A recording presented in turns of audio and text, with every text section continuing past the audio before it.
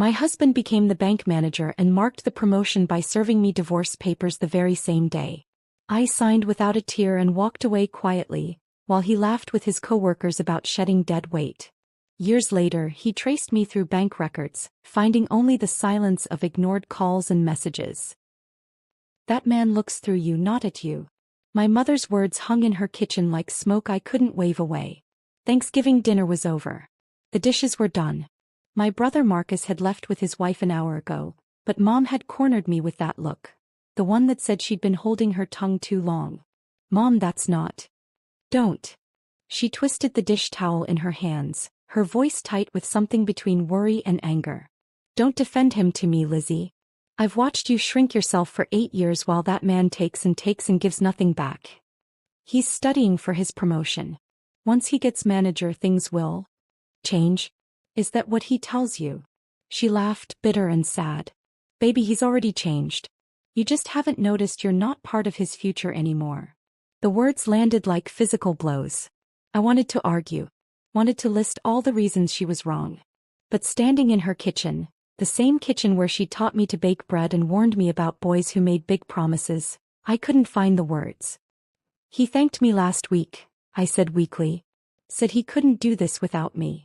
And how much did that thank you cost you? Everything. My mornings processing medical bills in a cramped office where the fluorescent lights buzzed constantly and made my head ache. My evenings serving wine and steaks to couples who celebrated anniversaries while I wore comfortable shoes and swallowed my exhaustion. My savings account that never grew past $300. My dreams that got smaller each year until they fit inside Frank's shadow. Marcus called me yesterday, Mom continued, gentler now. He's worried about you too. Says Frank's using you like a stolen credit card. Maxing it out before reporting it missing. I should have been angry at them for talking about my marriage behind my back. Dad, I just felt tired. So impossibly tired. I love him, I whispered. Mom pulled me into a hug that smelled like her lavender soap and holiday cooking. I know you do, baby. But does he love you? Or does he love what you do for him? I didn't answer. Couldn't answer. Because the question had been sitting in my chest for months, growing heavier each time Frank came home late smelling like cologne I hadn't bought him. Each time he canceled plans because of networking events I wasn't invited to. Each time he said soon babe soon, while I worked myself into the ground funding his climb up the corporate ladder. The drive home took 40 minutes through empty holiday streets. Every red light gave me time to think about things I'd been avoiding. Like how Frank introduced me at bank functions as Elizabeth, very supportive instead of my wife. Like the credit card statements I found hidden in his gym bag, showing charges at restaurants I'd never been to. Like the way he'd started closing his laptop quickly whenever I walked into the room. Our apartment was dark when I got home except for the kitchen light. Frank was asleep at the table, his head resting on an open certification manual. Study materials spread around him like a paper fortress. Coffee cups forming rings on pages I couldn't read even if I tried. This was how I found him most nights. Dedicated. Focused. Working toward something. I set my purse down quietly and started gathering the coffee cups. That's when I saw his laptop still open, the screen dim but not off. The browser showed a page I'd never seen before. Pinterest. A board titled New Chapter. My hand hovered over the touchpad. I shouldn't look. I knew I shouldn't. But Mom's question echoed in my head. Does he love you or does he love what you do for him? I clicked. The screen filled with images of bachelor condos. Sleek furniture. Minimalist designs.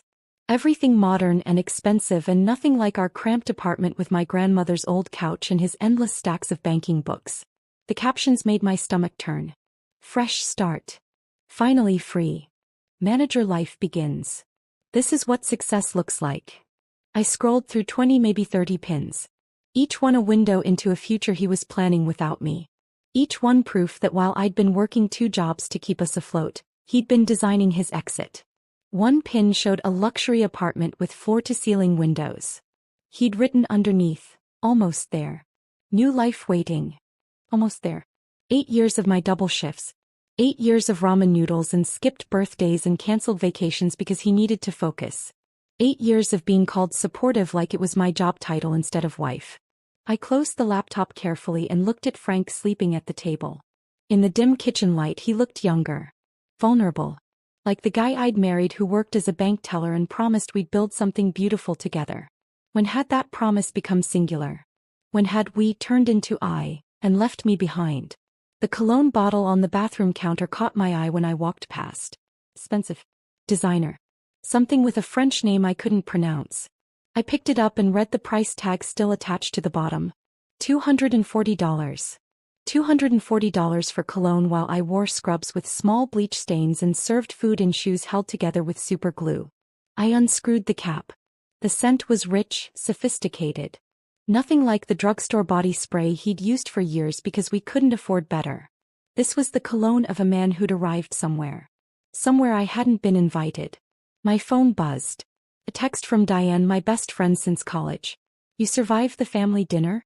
I stared at the message. At the cologne bottle in my hand. At Frank's laptop in the other room hiding his Pinterest board of futures that didn't include me. My mom says Frank looks through me, not at me. I think she's right. The 3 dots appeared immediately. Disappeared. Appeared again. Liz. We need to talk. Like really talk. Not the version where you defend him and I pretend to believe you. I set the cologne down and walked back to the kitchen. Frank was still asleep, mouth slightly open, one hand resting on his certification manual. The same manual I'd paid for 3 months ago when he said it was essential for his next promotion. His phone sat face up on the table. The screen lit up with a notification. Vanessa, can't wait for Monday. Dinner was amazing tonight. You're going to crush that manager interview.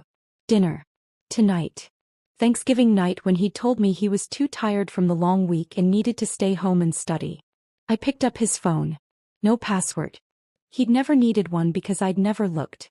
Never questioned. Never doubted. The messages with Vanessa went back months.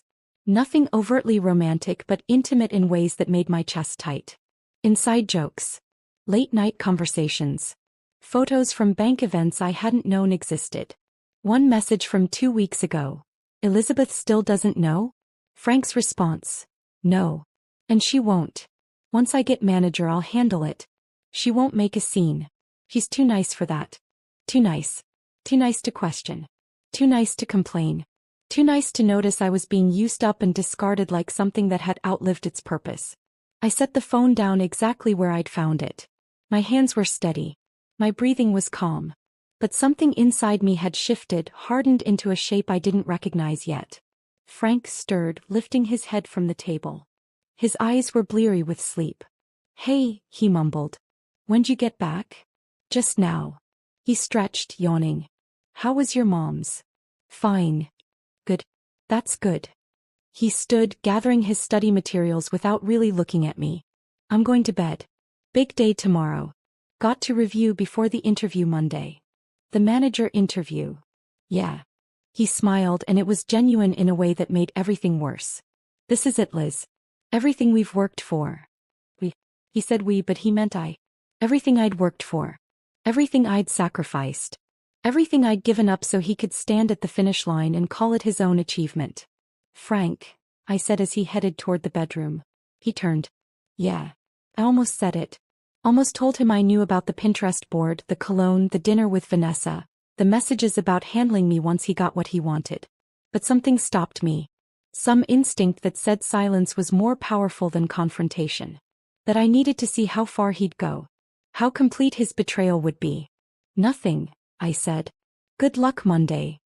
He smiled again, already half asleep, already mentally rehearsing his interview answers. Thanks, babe. Couldn't do this without you. The words that used to feel like love now felt like an invoice. He disappeared into the bedroom, and I stood alone in our kitchen surrounded by his certification books and coffee-stained study guides and evidence of a life he was building without me. Mom's question echoed again. Does he love you or does he love what you do for him? I finally had my answer. And it was going to cost him everything.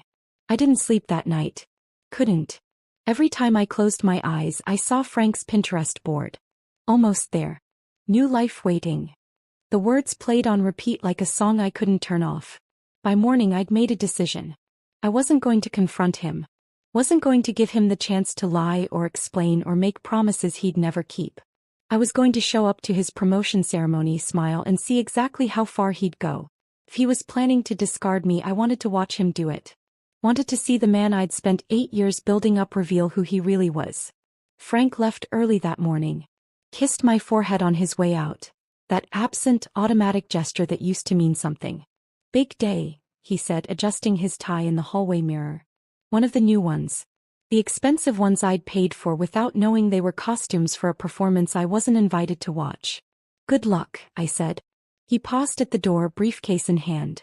For just a second, something flickered across his face. Guilt maybe. Or just nerves about the interview. Thanks for everything, Liz. Really. I know it's been a lot of years, but we're finally here. That word again. So easy for him to say. So meaningless.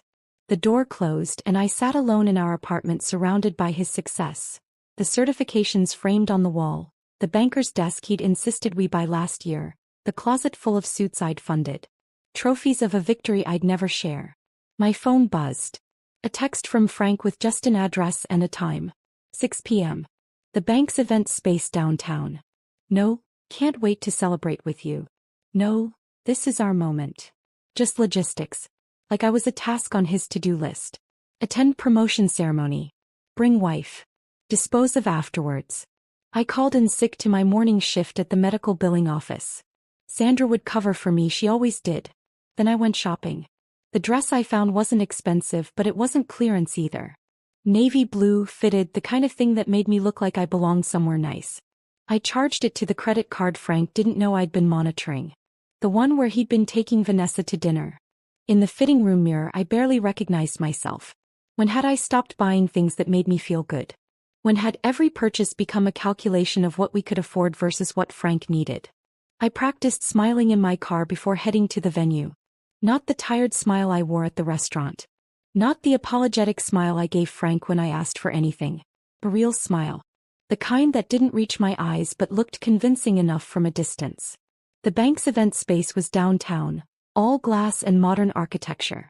The kind of place that screamed success. Silver balloons spelled out, "Congratulations, Frank," across one wall. There was a champagne fountain. A catering spread that probably cost more than my monthly salary.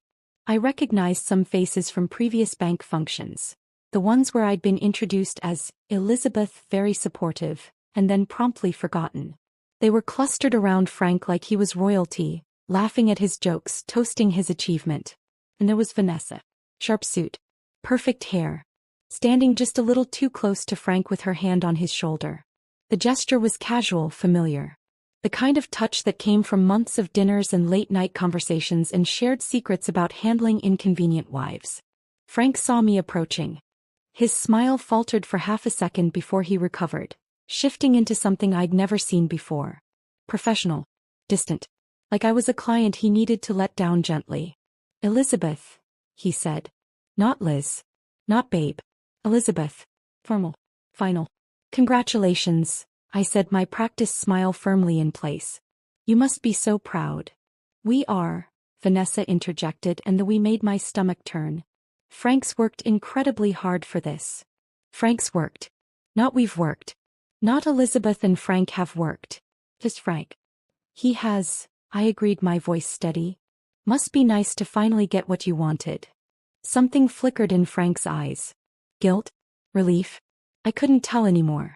Maybe I'd never been able to. He reached into his briefcase, the leather one I'd saved 3 months for last Christmas, and pulled out a manila folder. Thick. Official looking. "What's this?" I asked, though somewhere deep down I already knew. "Your exit package." He held it out like a business transaction. Like he was handing me a performance review instead of the end of 8 years. The room's chatter died in sections. Conversations stopping mid-sentence as people turned to watch. This was entertainment for them. Drama at the promotion party. Something to gossip about later over drinks. I opened the folder. Divorce papers. Every line filled out. Every box checked. My signature line blank and waiting. My name misspelled on page 3. Elizabeth with an instead of a Z. 8 years and he couldn't even spell my name correctly on the paperwork ending our marriage. "I don't understand," I said, though I understood perfectly. Manager-level positions need appropriate partners. Frank's voice was loud enough for the circle of colleagues to hear. Like he was giving a presentation. "I needed you to get here, Elizabeth. You were essential to that process. But now I need someone who can keep pace with where I'm going. Vanessa shifted beside him and I saw it then. The way she looked at him. The way he angled his body toward hers. This wasn't new. This had been happening for months, maybe longer, right under my nose while I worked myself into exhaustion funding his climb. Someone like Vanessa? I asked. Frank had the decency to look uncomfortable. Barely. This isn't about her. This is about us not being compatible anymore. About different life stages. Different life stages. Like I was an old car he'd driven until he could afford the upgrade. A woman I'd never met whispered to the man beside her. Finally, she said, just loud enough for me to hear. He's been miserable for years. Miserable. While I'd worked 2 jobs. While I'd paid every bill. While I'd sacrificed every dream so he could chase his. Frank cleared his throat. You're dead weight, Liz. I was carrying you and I can't anymore. Not where I'm going. Dead weight. The room spun for just a second. Not from shock. I'd known this was coming the moment I saw his Pinterest board. But hearing him say it out loud in front of all these people with Vanessa standing right there looking sympathetic. Something inside me didn't break. It crystallized into something hard and cold and clear. I looked at the faces around me. Some pitying.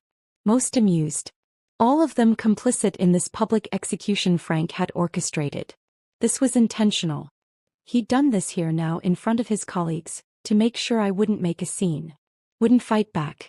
Would be too humiliated to do anything but slink away quietly. He'd called me too nice in his text to Vanessa. Too nice to question. Too nice to complain. He was right about one thing. I was done being nice. I reached into my purse and pulled out the pen I'd brought. The one I'd intended to use signing mortgage paperwork for a house we'd never buy. My hand was steady.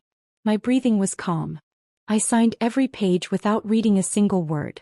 My signature clear and firm and final. Frank blinked. What, you're not going to fight you? Beg you to reconsider? Make a scene?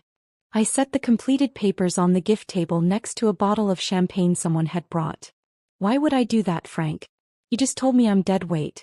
Why would I want to stay attached to someone who sees me as a burden? The room had gone completely silent now. Even the catering staff had stopped moving. Congratulations on your promotion, I said, my voice clear enough for everyone to hear. And congratulations on being single. I'm sure you and Vanessa will be very happy together. At least until she realizes you're the kind of man who uses people up and throws them away when they're no longer useful. Vanessa's face went pale. Frank opened his mouth, then closed it again. I grabbed a handful of bacon-wrapped shrimp from a passing server's tray. These look expensive. Thanks for the send-off meal. Then I walked toward the exit. Chin up. Shoulders back. Every step measured and deliberate. Behind me the whispers erupted. Vanessa's voice rose above the others. Did she just? I didn't turn around. Didn't give them the satisfaction of seeing my face. Didn't let them see that my hands were shaking or that my chest felt like it was caving in. Outside, the evening air was cool against my face. I realized I'd been holding my breath. Holding it for 8 years, maybe longer. I got in my car and drove. Not home. I couldn't go back to that apartment full of Frank's things and my sacrifices. I drove to the nearest grocery store parking lot and sat there in my new dress, eating expensive bacon-wrapped shrimp while my marriage dissolved in a conference room 2 miles away. My phone buzzed. Diane. How's the party? I looked at the divorce papers on my passenger seat. And my signature still wet. At the parking lot stretching out around me like a metaphor for my future. Empty but mine. Just sign my freedom. Turns out dead weight can walk away on its own. Diane called me back 30 seconds later. What do you mean you signed your freedom? I was still sitting in the grocery store parking lot, my new dress wrinkled, mascara probably smudged, eating the last piece of shrimp. He handed me divorce papers at his promotion party. Called me dead weight in front of everyone. So I signed them. Silence. Then, you signed them? Right there. Right there. Didn't read a word. Just signed and left. Oh my God, Liz. Her voice cracked. Are you okay? Where are you? King's Market parking lot on 5th. Eating his expensive appetizers and planning my next move. Your next move? What next move? I looked at our apartment building across town, the one I could barely afford but had paid for alone while Frank built his career. I'm leaving. Tonight. I'm taking everything that's mine and I'm disappearing. Disappearing where? I don't know yet. But somewhere he'll never think to look. Diane was quiet for a moment. Do you need help? No. I need to do this alone. But Diane, when he calls you and he will tell him I moved somewhere far. Antarctica. The moon. I don't care. Liz. Promise me. She exhaled slowly. I promise. But text me when you get wherever you're going, okay? I need to know you're safe. I started the car. I will. And Diane? Thanks for not saying I told you so.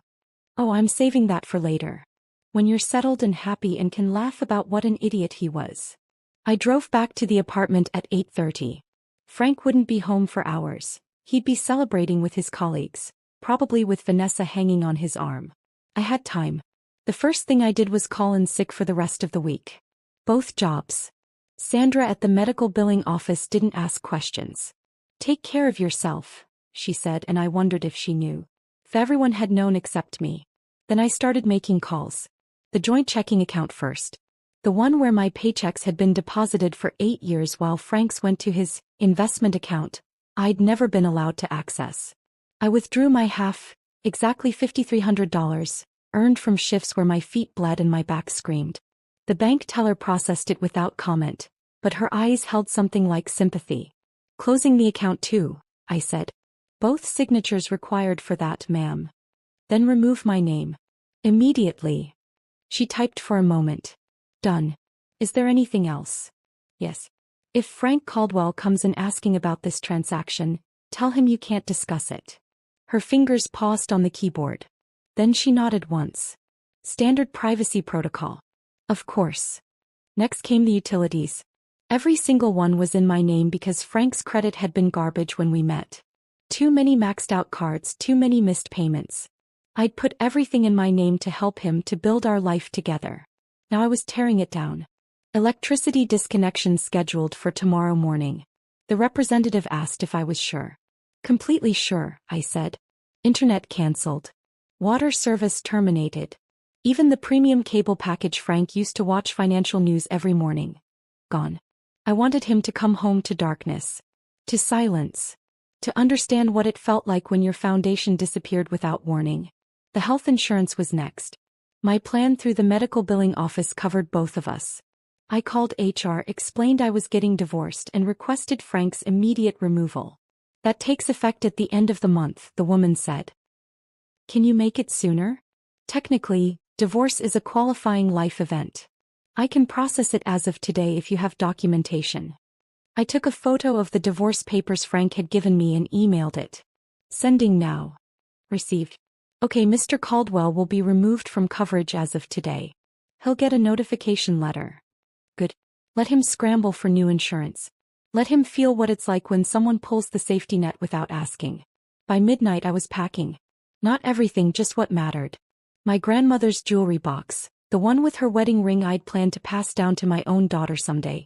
My mother's china, the set she'd given me when Frank and I got married, each piece wrapped carefully in newspaper.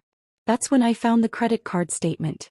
It was stuffed in Frank's gym bag, crumpled like he'd meant to throw it away but forgot. I smoothed it out on the kitchen table and read through the charges.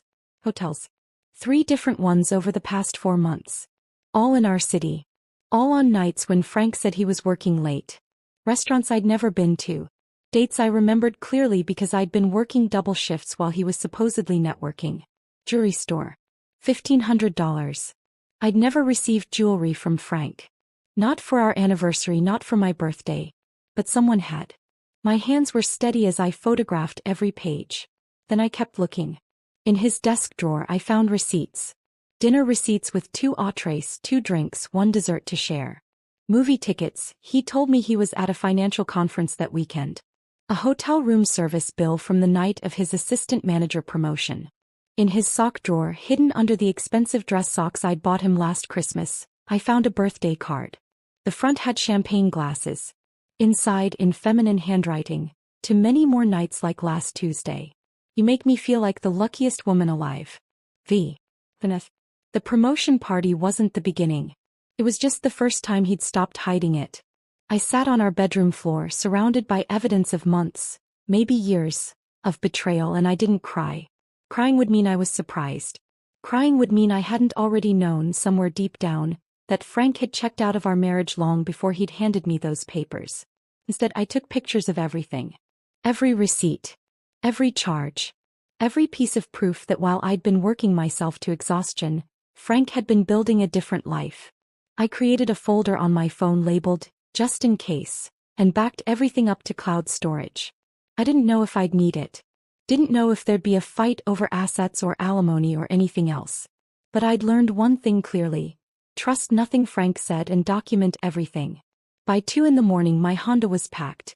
Clothes, books, kitchen items that were actually mine. The art from my college years that Frank always said was amateur.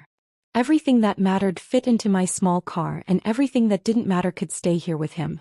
I left his things exactly where they were. His certifications on the wall. His desk. His closet full of suits I'd paid for. Trophies of a success that was never really ours. On the kitchen counter, I left a note on the back of a utility bill. Electricity disconnected. Internet cancelled. Water shut off. You wanted to know what dead weight does? Stops carrying you. Good luck with your fresh start.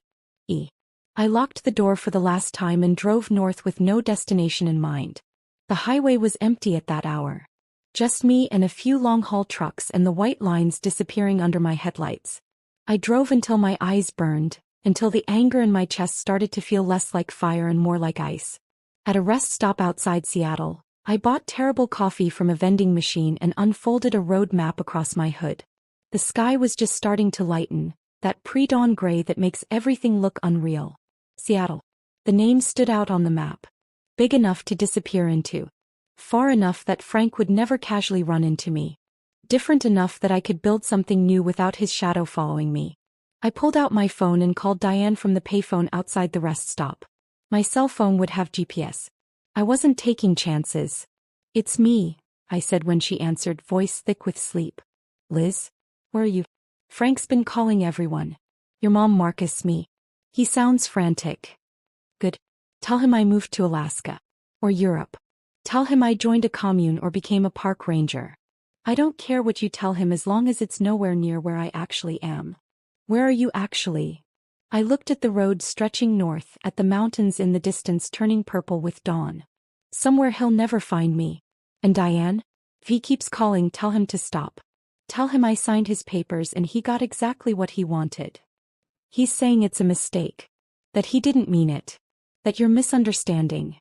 I laughed, sharp and bitter. "Of course he is. The utilities are cut off and his comfortable life just collapsed. Tell him I understand perfectly. For the first time in 8 years, I finally understand." By the time I reached Seattle, the sun was fully up. I found a cheap motel and slept for 4 hours. When I woke up, I started apartment hunting online. The studio I found was small, barely 400 square feet. But it had a view of the Space Needle through one window and it was mine. Completely mine. The landlord was an older woman named Mrs. Chin who met me at the building with keys and a kind smile. "Moving to Seattle?" she asked while I filled out paperwork. "Starting over," I said simply. She studied my face. I probably looked exhausted, maybe a little broken, and nodded like she understood everything I wasn't saying. "First month half price then," she said. "Everyone deserves a second chance at a first start." I moved in that afternoon with an air mattress, a suitcase of clothes and my grandmother's jewelry box. No forwarding address filed. No social media updates. No trail of breadcrumbs. That night, I sat on my air mattress eating Chinese takeout from the place downstairs and filling out job applications online. My phone buzzed constantly. Frank calling from different numbers, leaving voicemails I deleted without listening to. I blocked each number methodically. Outside my window, Seattle glowed against the darkening sky, and for the first time in 8 years, the future felt like mine to build. Frank had erased me from his life in a conference room full of strangers. Now I was erasing myself on my own terms. And unlike him, I wasn't leaving any trace behind. The air mattress developed a slow leak on my 3rd night in Seattle. I woke up at 4 a.m. lying on the hard floor, my back aching, and for a moment I couldn't remember where I was. Then it all came rushing back. Frank, the divorce papers, the drive north, the studio apartment that was mine and only mine. I got up and made instant coffee in the tiny kitchenette. Through the window, the Space Needle was lit up against the pre-dawn darkness, And somewhere in that view I found something close to peace. By 7 I was dressed and ready for job interviews. I'd applied to 15 positions over the weekend, and 3 had already responded. The first 2 were disasters. One wanted me to start at an entry-level salary that was less than what I'd made at the medical billing office. Another had a manager who reminded me so much of Frank I walked out mid-interview. The third was different. Catherine Walsh ran the billing department for a mid-sized tech company in South Lake Union. Her office was bright, organized, and covered in photos of hiking trips and family gatherings. She looked at my resume for maybe 30 seconds before setting it down and studying me instead. "You're overqualified for this position," she said. My stomach dropped. "I can. But something tells me you need a place where people actually respect the work you do." She leaned back in her chair. "Am I right?" I opened my mouth to give some professional answer, something polished and interview appropriate. Instead what came out was, "Yes." Catherine smiled. "You start Monday. Pay is $62,000 plus benefits. Hours are 8 to 5, no weekends unless you volunteer for them. We have actual lunch breaks and nobody checks email after 6. Sound good?" I almost cried right there in her office. "That sounds perfect." "Good. Welcome to the team, Elizabeth." That first week at the new job felt like waking up from a bad dream. My coworkers, Jessica, Thomas, and an older woman named Linda, actually invited me to lunch on my second day. They asked about my weekend plans. They noticed when I learned a new system and said things like, "Great job," or, "You're picking this up fast," like they actually meant it. On Friday, Jessica brought in cupcakes for her birthday and insisted I take 2. "You look like you need extra sugar," she said, not unkindly. "New job stress." Something like that. Thomas overhead. "Don't worry, Catherine's tough but fair. You'll do great here. We actually keep people longer than 6 months, which is rare in tech." For the first time in almost a decade, I felt like a person instead of a pay stub. Like my work mattered beyond funding someone else's ambitions. The coffee shop near my apartment became my Saturday morning ritual. That's where I found the flyer for Patricia's hiking group. Bright pink paper with a photo of 6 women standing on a mountain summit, arms around each other, laughing at something off camera. Women's Hiking Collective. All levels welcome. First hike free. I'd never hiked in my life. Frank always said it was a waste of time when we could be doing something productive, which usually meant him studying while I worked. But something about that photo drew me in. Those women looked happy. Free. Like they weren't carrying anyone's weight but their own. I texted the number on the flyer and got a response within minutes from someone named Patricia. Sunday 7 a.m. Meet at the Rattlesnake Ledge trailhead. Bring water and decent shoes. We'll take care of the rest. That first Sunday hike nearly killed me. My legs screamed after the first mile. My lungs burned in the thin mountain air. I fell behind the group almost immediately, stumbling over roots and rocks while trying to catch my breath. Patricia appeared beside me like she'd been waiting. She was maybe 60, with steel gray hair pulled back in a braid and the kind of steady presence that came from years of handling emergencies. Later I'd learned she'd been a trauma nurse for 30 years. "First time?" she asked. "That obvious? You're doing great. Just pace yourself. The mountain's not going anywhere." We walked together for a while, her matching my slower pace without complaint. The other women, ranging from 20s to 50s, stopped periodically to wait, offering water and encouragement without making me feel like a burden. At the top, looking out over the Cascades with the morning sun turning everything gold, I felt something I hadn't felt in years. Freedom. Real freedom. The kind that came from standing on my own 2 feet in a place Frank had never been and would never find me.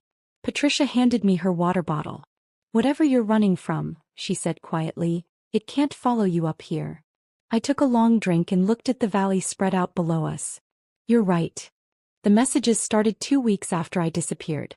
Frank called my old number first, the one I'd canceled before leaving. When that didn't work, he started calling everyone else. Diane texted me screenshots of his voicemails. "Tell Elizabeth we need to talk. This is ridiculous. Tell her she's being childish. We can work this out. Tell her I made a mistake. Please. Just tell her to call me." Diane called me after the 10th message. "He sounds unhinged, Liz. What do you want me to do?" I was sitting in my studio apartment watching rain slide down the window, eating takeout pad thai and feeling more content than I had in years. Tell him I moved to Europe for a medical research position. Make it sound permanent. You want me to lie? I want you to make him stop looking. Can you do that? She was quiet for a moment. Yeah. I can do that. The calls to Diane stopped, but they didn't stop everywhere else. Marcus texted me a week later. Your ex is calling me asking where you are. What should I tell him? Tell him you haven't heard from me. Have you heard from Mom? He called her last night. He said he was crying. That gave me pause. Frank crying. Frank, who'd handed me divorce papers at his promotion party and called me dead weight in front of his colleagues, was now crying to my mother. I called Mom that evening. She answered on the first ring. Lizzie. Thank God. Are you okay? I'm fine, Mom. Better than fine, actually. Frank called here last night. Late. Said he made a terrible mistake and needed to find you. What did you tell him? That some mistakes you don't get to take back. Her voice was firm. That boy had 8 years to treat you right and he chose to humiliate you instead. He doesn't get to cry about it now. Thanks, Mom. Where are you, baby? Really? Somewhere safe. Somewhere he won't find me. I'll tell you eventually, but not yet. I need time to just be me without anyone knowing where I am. He understood. Of course she did. Call me once a week so I know you're alive. That's all I ask. I will. I promise. Everything was fine for about 3 weeks. I was settling into my routine. Work, hiking on weekends, slowly furnishing my apartment with second-hand finds. I'd even made friends with my neighbor, an art student named Riley who played guitar badly but with enthusiasm. Then one Tuesday, Jessica from work found me during lunch break. Her face was concerned. Hey, weird question. Do you know someone named Frank? My stomach dropped. Why? She pulled out her phone and showed me a photo someone had taken in our office lobby. A man in a bank uniform talking to reception. I recognized him immediately, even from the back. He came by this morning claiming to be your husband. Said there was a family emergency and he needed your contact information. Security turned him away, but he was asking a lot of questions. Taking photos of the building. The pad thai I'd eaten for lunch turned to lead in my stomach. What kind of questions? What floor you worked on? What time you usually arrived? If you'd mentioned where you lived. Jessica's expression darkened. Our receptionist got weird vibes and called security. Is this guy stalking you? I set down my coffee carefully. We're divorced. Or divorcing. I left him and he's not handling it well. Should we be worried? Do you need us to flag him in our security system? Yes. Please. And Jessica, if he comes back, don't tell him anything. Don't even confirm I work here. She squeezed my shoulder. Already done. Catherine's been notified too. We take this stuff seriously. That evening, I sat in my apartment trying to figure out how Frank had found my workplace. I'd been careful. No social media updates. No forwarding address. No paper trail. Then it hit me. My debit card. I'd been using it at the coffee shop near my office. At the grocery store 2 blocks away. At the Thai place I ordered from twice a week. Frank was a bank manager. He had access to transaction systems. He was tracking my purchases. The realization made me feel violated all over again. It wasn't enough that he'd humiliated me, used me, discarded me. Now he was using his professional access to hunt me down like I was some kind of asset he'd misplaced. I opened a new account at a different bank the next morning.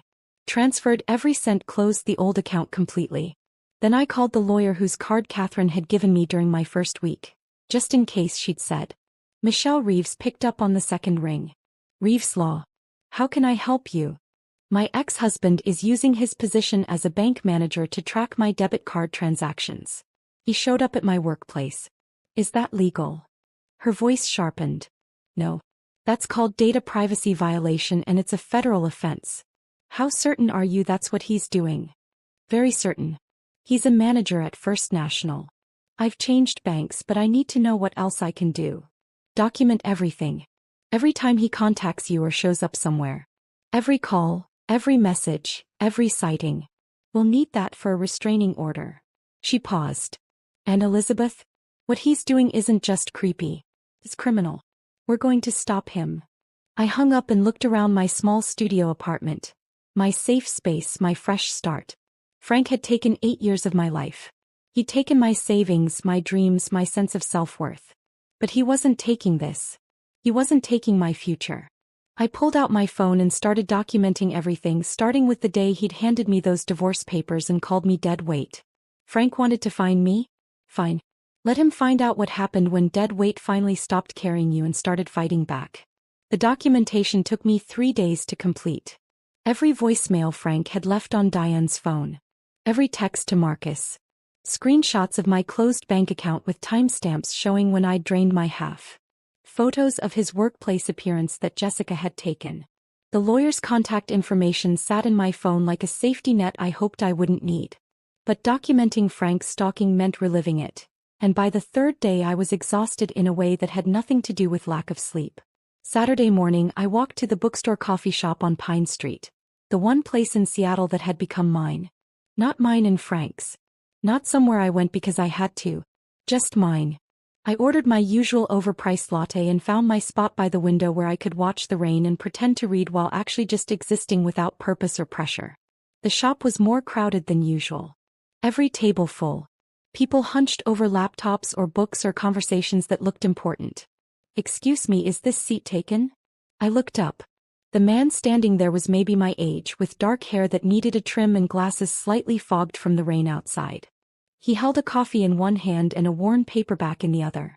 "It's all yours," I said, moving my bag. He sat down with an apologetic smile. "Thanks. Saturdays are brutal here. I usually come earlier, but I slept in." I nodded and went back to my book, or tried to. But he was settling in across from me, and there was something about the way he carefully set down his coffee and opened his book that felt considerate. Like he was aware of sharing space and wanted to do it well. After a few minutes he glanced at my book. "Foundation series? You're reading Asimov." "Trying to. It's my 3rd attempt. I keep getting distracted by the politics and losing track of who's who." He laughed. "That's fair. The first book is dense. Gets better in the second one when you realize all the setup was worth it." We ended up talking for 3 hours. His name was James. He was a software engineer at a company downtown, originally from Portland, in Seattle for 2 years and still discovering the city. We talked about books. He loved science fiction, I loved mysteries. We talked about Seattle rain and whether it was actually worse than people claimed or just more persistent. We talked about terrible jobs we'd survived. "Medical billing and restaurant serving," I said when he asked. "Both at the same time for about 8 years. He winced. "That sounds exhausting." It was. I didn't elaborate. Didn't mention Frank or why I'd worked 2 jobs or any of it. And he didn't push. Didn't ask probing questions about my past or why I'd moved to Seattle or any of the things people usually asked. He just accepted what I offered and moved on. When he finally checked his phone and realized how long we'd been talking, he looked genuinely surprised. "Wow. I completely lost track of time." "Me too." He hesitated, then asked, "Would you maybe want to get dinner sometime? There's this Vietnamese place near my apartment that does incredible pho." My immediate instinct was to say no. To protect myself. To keep my new life simple and uncomplicated. Then I thought about Frank calling me dead weight. About 8 years of making myself smaller so he could take up more space. About sitting alone in my apartment eating takeout while building a life that was safe but solitary. "Yes," I said. "I'd like that." James's face lit up. "Really? Great. Can I get your number?" We exchanged numbers and he left with a wave and that same apologetic smile. I sat alone at the table for another hour, my coffee long cold, wondering what I'd just agreed to. Dating James felt like learning I'd been speaking the wrong language my entire adult life. On our first dinner date, when the check came, he reached for it automatically. I reached for it at the same time, the reflex of 8 years paying for everything. Our hands collided over the leather folder. "I've got this," he said. "We can split it." He looked genuinely confused. "Is that what you want? Because I asked you out, so I figured I'd pay. But if you'd rather split, that's fine too." The question threw me. Frank had never asked what I wanted. He'd just assumed I'd handle it, and I had. "Split is good," I said. "Okay." He pulled out his card for half without any resentment or calculation about whose entree cost more. Our third date was a hike. One of Patricia's easier trails that I'd mentioned during dinner. James picked me up at 9, brought extra water and trail mix, and set a pace that matched mine instead of pulling ahead. Halfway up I stepped wrong on loose rocks. My ankle rolled and I went down hard, catching myself on my hands. Pain shot up my leg sharp enough to make my eyes water. Liz. Are you okay? James was beside me immediately, kneeling in the dirt trail. I tried to stand and winced. I think I twisted something. He helped me sit properly and carefully rolled up my pant leg to check the swelling. His hands were gentle, methodical. It's not too bad. Can you put weight on it? I tried. Barely. Not really. Frank would have sighed. Would have made some comment about how this ruined the hike or how we should have stayed home. I braced myself for it. Instead, James said, looks like we're taking the scenic route back. Slow and steady. He took my backpack and added it to his. Lean on me. We'll get you down. It took us twice as long to get back to the parking lot. James made terrible jokes the entire way. Why couldn't the bicycle stand up by itself? What do you call a bear with no teeth? Dad joked so bad I couldn't help laughing despite the pain. At his apartment, he set me up on his couch with ice and pillows and put on an old movie neither of us had seen. Comfort and distraction, he said. Best treatment for minor injuries. Sitting there with my ankle elevated, watching a movie I'd never remember the plot of, I realized something that made my chest tight. I felt safe. Actually safe.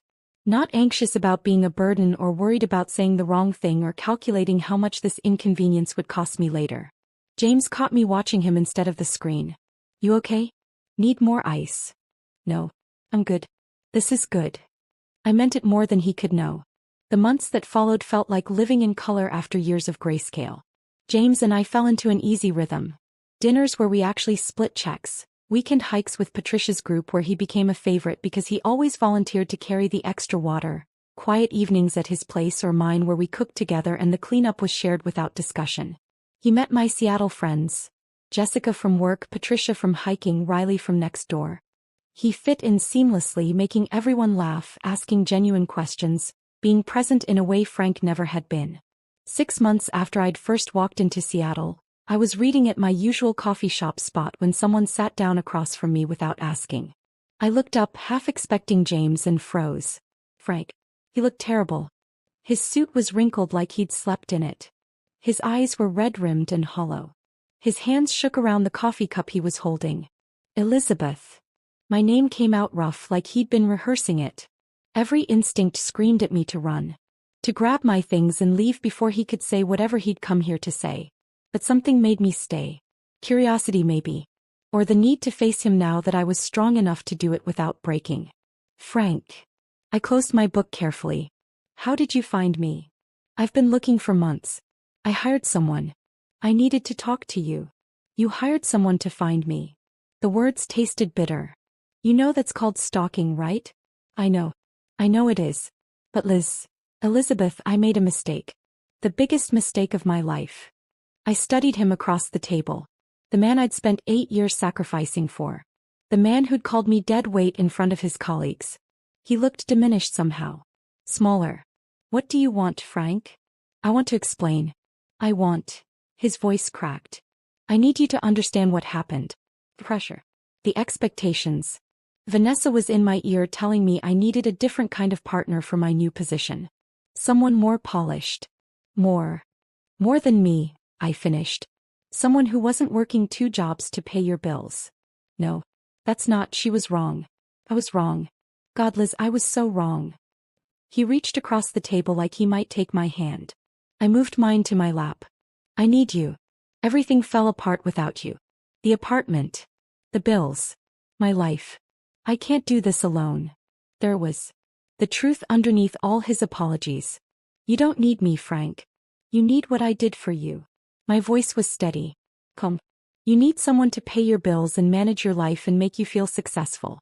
You need an employee, not a wife. That's not true. I love you. No. You love what I gave you. There's a difference. I stood and gathered my things. And just so you know, that position has been permanently filled. By Tobadi. I'm not anyone's support system anymore. Frank stood too desperate now. Please. Can we just talk? Really talk? I'll do better. I'll be better. Just give me a chance to prove. I'm engaged, Frank. The color drained from his face like I'd pulled a plug. He actually stumbled back a step. You're what? Engaged. To someone who actually sees me as an equal. Who doesn't think partnership means one person doing all the work while the other one takes all the credit. But the divorce isn't. The divorce was final 2 months ago. He got the paperwork. I know because I had to sign mine too. I shouldered my bag. You got exactly what you wanted that day at your promotion party. Freedom from dead weight. Congratulations. I hope it's everything you dreamed it would be. I walked past him toward the door. He didn't try to follow. Didn't call after me. When I glanced back from the doorway, he was still standing there by my table, looking at the space where I'd been sitting like he couldn't quite believe I'd disappeared again. Outside, the Seattle rain had started, light and persistent, the kind that soaked through everything if you stood in it long enough. I pulled out my phone and texted James. Coffee shop confrontation with ex. I'm fine. Actually better than fine. Can I come over? His response came within seconds. Doors unlocked. I'll put the kettle on. I walked through the rain toward James's apartment, and for the first time since Frank had handed me those divorce papers, I felt completely free. Not free from something. Free for something. Free to build a life that was mine. James's apartment smelled like Earl Grey tea and old books. He'd already put the kettle on by the time I arrived, my hair dripping rain, my hands still shaking from the encounter with Frank. Sit, he said, guiding me to his couch. Tell me what happened.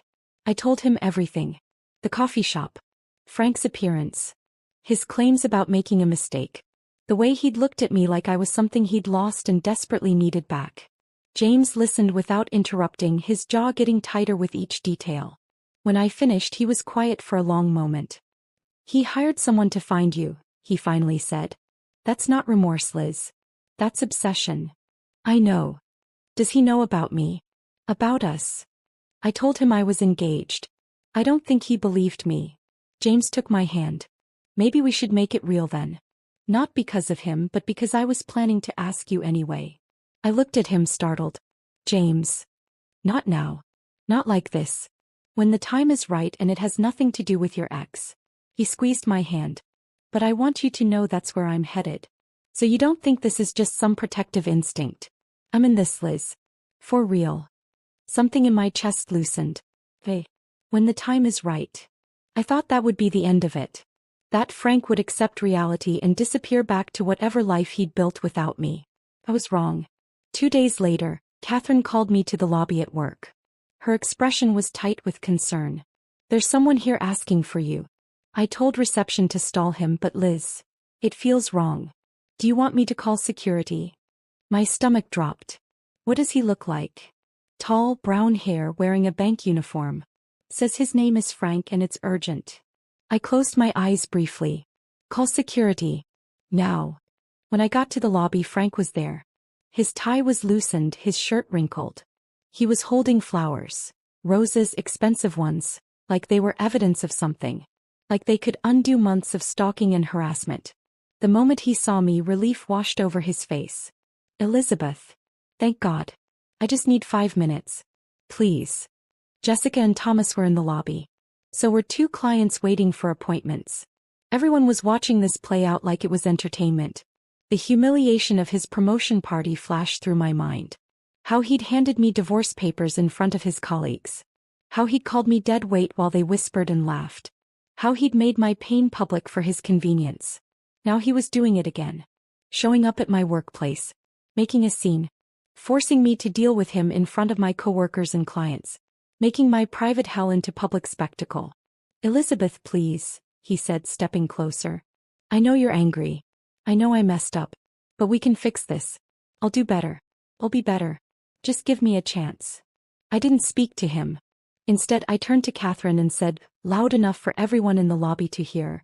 This man is harassing me. I need security. Frank's face crumpled. What? Oh. Liz, that's not. I'm just trying to talk to you. You hired someone to track me down after I left the state. You showed up at a coffee shop 6 months after our divorce. Now you're at my workplace disrupting my professional life. That's not talking. That's stalking. 2 security guards emerged from the elevator. Frank looked at them, then back at me, desperation making him wild. You can't do this, he said as they approached. I love you. Doesn't that mean anything? No, I said simply. It doesn't. Not anymore. I already did, I replied, my voice steady. The same way you did it to me. Publicly. Remember? At your promotion party when you handed me divorce papers and humiliated me in front of everyone you worked with? This is what that feels like, Frank. This is what it's like when someone makes your pain into a spectacle. The guards took his arms. Frank didn't resist, but he kept staring at me like I was speaking a language he couldn't understand.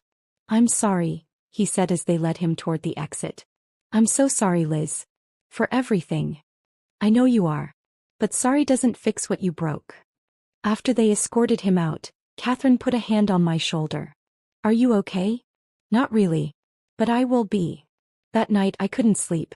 I kept thinking about Frank's face in the lobby. The flowers he'd dropped when security took him. The way he'd said he loved me like that made everything okay.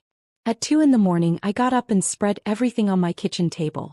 Every piece of evidence I'd been collecting. Credit card statements showing hotel charges. Vanessa's birthday card. Screenshots of blocked calls, I counted them. 247. Records from my old bank showing his manager-level access viewing my transaction history after I'd closed the account.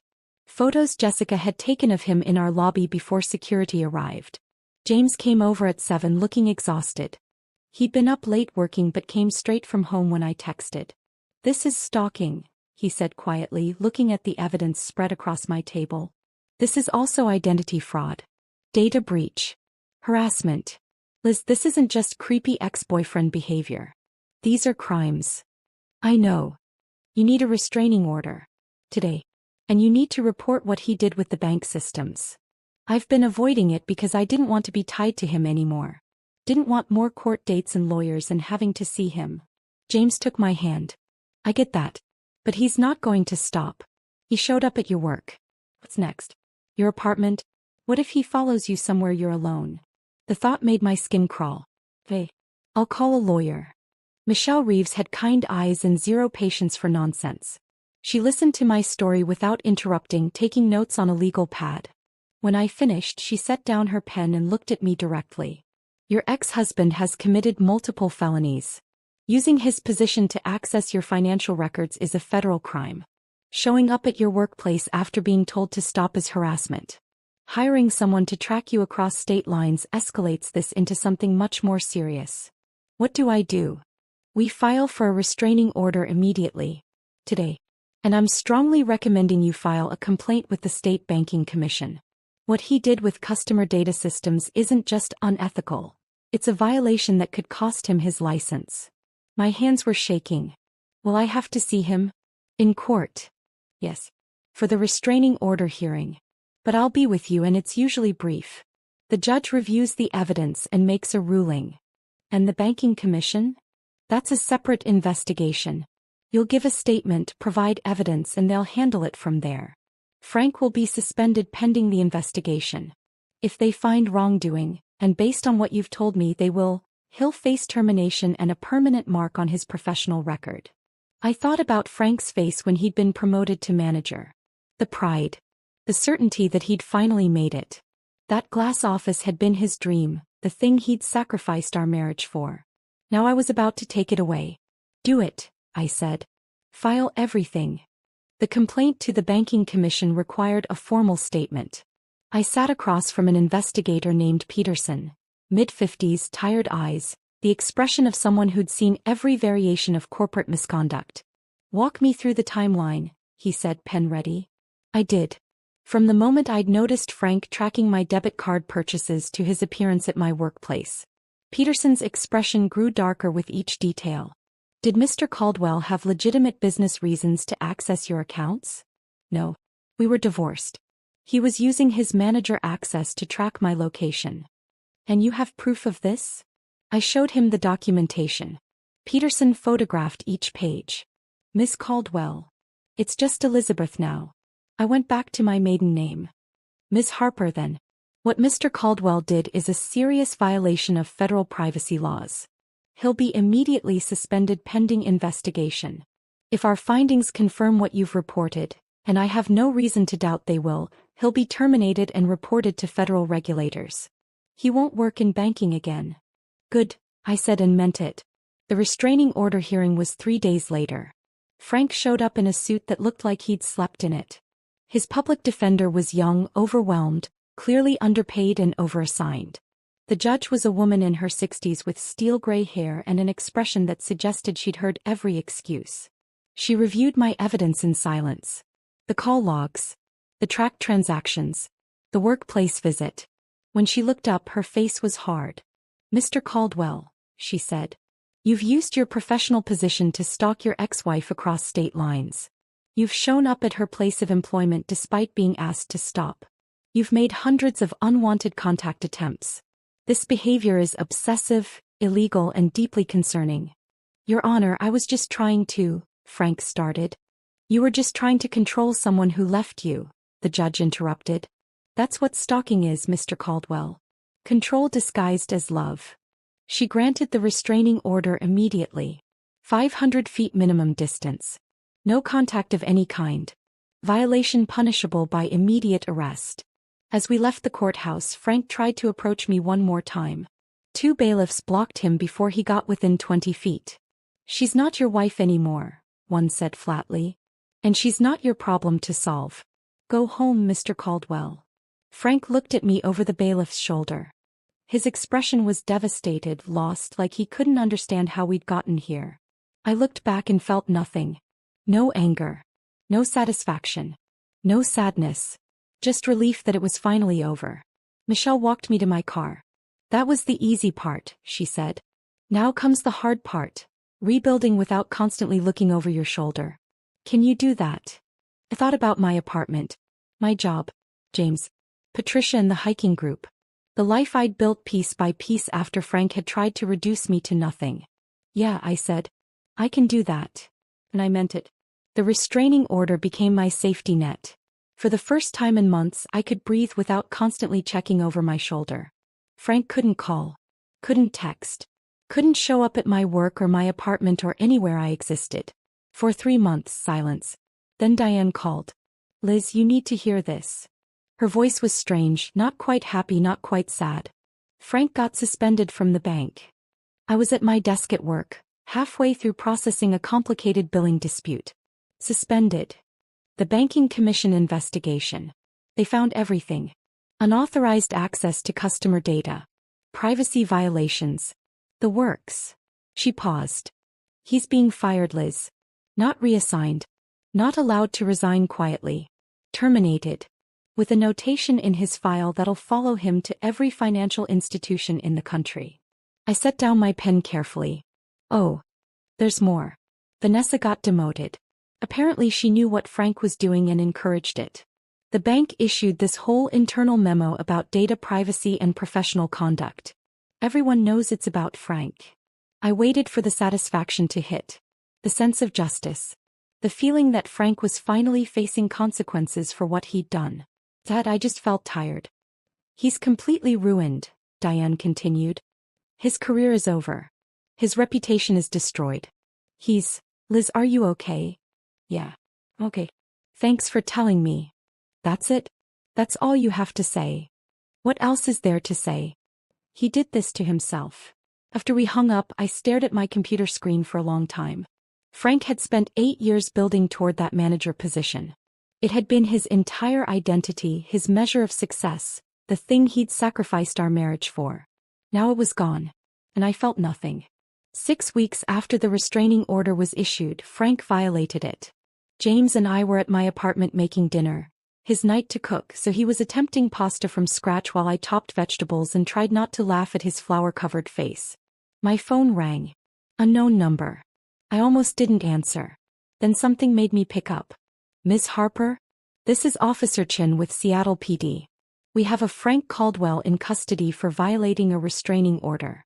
He was found outside your building. Are you home right now?" My stomach dropped. "Yes. I'm home. Stay inside. Lock your doors. We're sending a patrol car to check the perimeter and take your statement." James took the phone from my shaking hands and got the details while I walked to the window. Rain streaked the glass, making everything outside blur. And there, on the sidewalk across the street, 2 police officers were handcuffing someone. Frank. He wasn't fighting. Wasn't running. Just standing there in the rain, letting them cuff him, staring up at my window like he could will me to come down and save him. "Don't look," James said, pulling me away from the window. "You don't need to see this." But I'd already seen it. Frank's face. Desperate, lost, destroyed. The officer who came to take my statement was kind.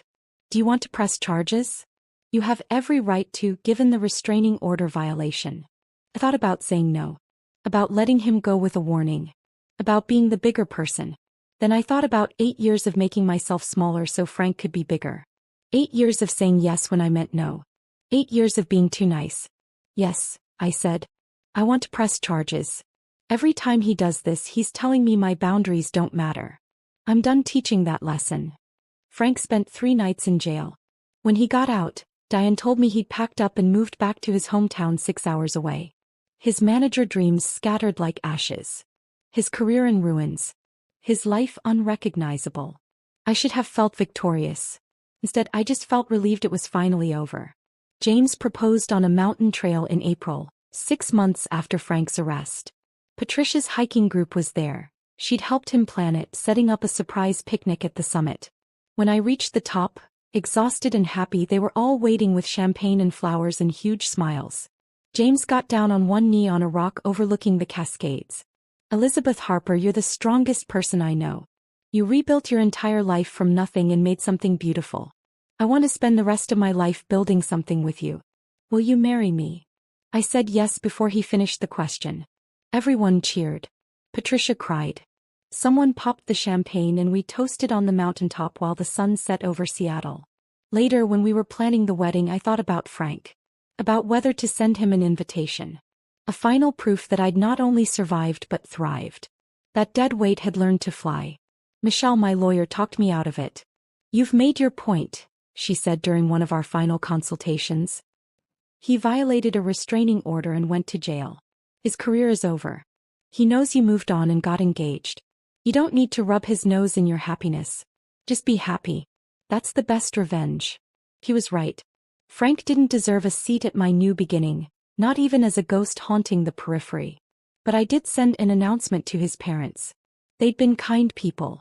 His mother had called me after the divorce to apologize for her son's behavior. His father had sent a card saying he was ashamed of how Frank had treated me. His mother wrote back within a week. You deserved better than what Frank gave you. I'm glad you found it. Be happy, Elizabeth. That's all we ever wanted for you. The note was brief, but it closed a door I hadn't realized was still open. Frank's parents understood. They didn't excuse him or ask me to forgive him. They just acknowledged the truth and wished me well. That felt like enough. The rest of Frank's story came to me through the grapevine. Bits and pieces from Diane, from mutual acquaintances, from his mother's occasional updates. He was working at a small credit union in his hometown. A job processing loan applications, nowhere near management, lucky to get hired at all given the notation on his record. He was living in a rental apartment, driving a car held together with duct tape and prayers. And Vanessa, the woman he'd left me for, the one who'd told him he needed a more appropriate partner, had married him 6 months after our divorce. They'd lasted 11 months before she filed for divorce, citing financial irresponsibility and emotional unavailability. The irony wasn't lost on me. Frank had thrown away 8 years with someone who'd supported him unconditionally, chasing someone who left the moment things got hard. He burned through his savings, Diane reported during one of our calls. She still kept tabs on Frank through work connections. Had to move in with his parents for a while. His dad got him the credit union job. That's rough, I said and meant it. Not because I felt sorry for Frank, but because anyone's life falling apart was rough to watch, even from a distance. He asks about you sometimes, Diane added carefully. Wants to know if you're happy. I looked around my apartment. Mine and James's now, since he'd moved in last month. Our hiking gear by the door. Our shared bookshelf. Photos from Patricia's group covering the fridge. A life we'd built together, equal parts his and mine. Tell him yes, I said. Tell him I'm happy in a way he'll never understand. And then tell him to stop asking. Because that was the truth. I was happy. Not happy because Frank's life had fallen apart. That brought me no joy. Just happy because I'd finally built a life that was mine. Where I wasn't carrying anyone. Where I wasn't dead weight or support system or ATM with legs. Just Elizabeth. Building something real with someone who saw me as an equal. Frank had wanted a fresh start without me. He got it. And somewhere along the way I'd gotten mine too. The difference was mine was working. The wedding planning moved forward. Small ceremony. Close friends and family only. Patricia officiating. James's software engineer friends mixing with my hiking group and my coworkers from the tech company. No ghosts invited. No past haunting the periphery. Just a future we were building together one day at a time with no one carrying more weight than they should. And if Frank heard about it through the grapevine and realized what he'd lost, well, that wasn't my problem anymore. Some foundations, once you tear them down, can't be rebuilt. Frank was learning that the hard way. And I was learning something different. That being called dead weight by someone who'd been drowning you doesn't mean you can't fly. It just means they were never looking up. The wedding took place in a garden in late September, 2 years after I'd signed divorce papers in a conference room and walked away from 8 years of my life. 70 guests. Not hundreds of Frank's colleagues who barely knew my name. Just 70 people who actually wanted to be there. Patricia officiated, wearing a dress instead of her usual hiking gear, reading vows James and I had written that promised partnership, not servitude. Equality, not sacrifice. My mother cried happy tears in the front row. Marcus walked me down the aisle grinning like he'd won a bet with the universe. Which, in a way, he had. He told me years ago that Frank was using me. Now he got to watch me marry someone who didn't. Catherine from work caught the bouquet and immediately joked. Well, I guess I finally have to download that dating app. Everyone laughed. The whole day felt light, joyful, free from the weight of anyone's expectations but our own. During our first dance, James pulled me close and whispered, "You know what's wild? I get to keep you." I laughed, thinking about Frank's face when he'd called me dead weight. When he'd thrown me away like I was something disposable he'd outgrown. "I get to keep you too," I said. "That's the better deal." "How do you figure?" "Because I know what it's like to be with someone who doesn't want to keep you." "This is better." He kissed my forehead. "So much better." The house we bought 6 months after the wedding was modest. 2 bedrooms, small yard, floors that creaked when you walked across them. Nothing like the luxury condos on Frank's Pinterest board. Nothing like the life he'd imagined for himself. But it was ours. Both our names on the mortgage. Both our paychecks going into one joint account we actually managed together. No secrets, no separate investment accounts, no financial hierarchy. We developed routines that felt revolutionary in their simplicity. James cooked on Tuesdays and Thursdays. I cooked Mondays and Wednesdays. Weekends we figured out together, sometimes ordering takeout, sometimes experimenting with new recipes that didn't always work but were always fun to try. When bills came, we split them down the middle. When one of us had a bad day, the other listened without making it about themselves or finding a way to be the victim. It was so simple it felt like a miracle. One Sunday morning we were washing dishes together. Him washing, me drying, when I realized I was happy. Not relieved. Not grateful. Not recovering. Just happy. "Is this normal?" I asked. James handed me a plate. "Is what normal?" "This. Feeling like we're on the same team. Like we're partners instead of one person carrying the other." He dried his hands and pulled me close, soap suds still on his shirt. "I think it's normal for people who actually love each other. Maybe that's what you never had with Frank." I rested my head against his chest. I thought love meant sacrifice. Meant working yourself to death so the other person could succeed. That's not love. That's servitude. He kissed the top of my head. Love is what happens when 2 people decide to build something together. Equal weight. Equal voice. Equal effort. When did you get so wise? I had a good teacher. You taught me what not to do by telling me what Frank did. 2 years after the wedding, Catherine announced her retirement. She called me into her office on a Tuesday afternoon, her expression unreadable. "I'm recommending you for my position," she said without preamble. "Billing director. The executive team wants to interview you next week." My stomach dropped. "Catherine, I don't know if I'm ready." "You're ready. You've been ready for months. The question is whether you believe it." The interview was intimidating. 3 executives asking rapid-fire questions about leadership philosophy, conflict resolution, department management. Questions designed to see how I handled pressure. One of them, a woman named Dr. Carson, asked, "What have you learned from your previous work experience that would inform your leadership style?" Thought about Frank. About 8 years of being called supportive like it was a limitation instead of a strength. About working 2 jobs while he studied. About being introduced as helpful, never as equal. I learned that real leadership isn't about climbing over people, I said. It's about building systems where everyone can succeed. I learned that the most valuable person in any organization isn't the one at the top. It's the foundation they're standing on. And I learned that if you treat people like they're disposable, eventually they'll leave and take their value with them. Dr. Carson smiled. When can you start? The promotion came with a salary that made me blink when I saw the offer letter. Enough that James and I could finally take that Hawaii vacation I'd dreamed about 15 years ago with a different man in a different life. We went for our 3rd anniversary. 7 days on Maui. No work emails. No emergencies. Just us and the ocean and the kind of peace I'd thought was reserved for other people. On our last day we hiked a trail Patricia had recommended. Challenging but manageable with a view at the top that made the climb worth it. Standing at the summit looking out over the Pacific, James put his arm around me. Happy anniversary, he said. 3 years. Can you believe it? Honestly, though, sometimes I still can't believe you said yes when I asked to share your table at that coffee shop. I laughed. Best coffee shop crowding in history. We sat on the rocks at the summit, drinking water and eating the trail mix James always overpacked. That's when I thought about Frank for the first time in months. Not with anger. Not with bitterness. Not even with satisfaction at how his life had fallen apart. Just with a kind of distant anthropological curiosity about how someone could misunderstand value so completely. Frank had thought he was trading up. Thought he was cashing me out like a bad investment before I could drag him down. What he'd actually done was destroy his own foundation and then spend years in free fall, grasping for something he'd already thrown away. He called me dead weight.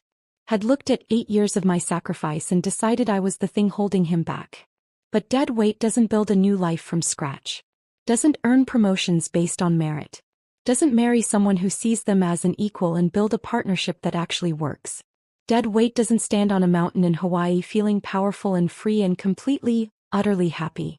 I wasn't dead weight. I never had been. I was compound interest. Quiet, steady, building value over time until the balance became undeniable. Frank had gotten his fresh start. His freedom from the person he thought was dragging him down. His chance to build the life he'd pinned on that Pinterest board. And I'd gotten something infinitely better. A life so rich that his absence felt like the greatest gift he'd ever given me. What are you thinking about? James asked, watching my face. Frank, actually. He tensed slightly. Yeah. I was thinking about how he thought discarding me was his promotion. How he genuinely believed I was the problem. I looked at James. And I was thinking about how wrong he was. How I wasn't the dead weight. I was the foundation. And when the foundation walks away, the whole building collapses. Did his building collapse? Completely. Lost his job. Lost his second wife. Lost everything he thought made him successful. I took James's hand. But I'm not happy because he failed. I'm happy because I succeeded. Because I built something real. Because I learned that being called dead weight by someone who was drowning me doesn't mean I can't fly. James pulled me close. You're not flying. You're soaring. We sat there until the sun started setting, painting the sky in shades of orange and pink. Around us, other hikers took photos and celebrated reaching the summit. Below us, the island stretched out green and alive and beautiful. Somewhere far away, Frank was probably working his credit union job. Probably living in his rental apartment. Probably still wondering how everything had fallen apart. And I was here. On a mountain. With a man who loved me as an equal. Living a life I'd built from nothing but determination and the refusal to let someone else's opinion define my worth. Account closed. Interest compounded. New life secured. Frank had wanted to know if I was happy. Diane had asked me what to tell him. I knew the answer now, 3 years and a lifetime away from that conference room where he'd called me dead weight. Tell him yes. Tell him I'm happy in a way he'll never understand. Tell him I built something beautiful from the ashes of what he burned down. And then tell him to stop asking. Because the best revenge isn't destruction. It's not public humiliation or professional ruin or watching someone's life fall apart. The best revenge is becoming so completely, authentically happy that the person who hurt you becomes irrelevant. A footnote in a story that's no longer about them at all. Frank had been my whole world for 8 years. Now he was barely a memory. And that, more than anything else, proved I'd won. Not because I'd destroyed him. But because I'd saved myself. And in the end, that was the only victory that mattered. If this story of silent revenge and quiet triumph kept you hooked until the very end, hit that like button right now. My favorite part was when Elizabeth signed those divorce papers without hesitation, walked out with shrimp in hand and vanished completely. What was your favorite moment? Drop it in the comments below. Don't miss more powerful stories like this. Subscribe and hit that notification bell so you never miss an upload.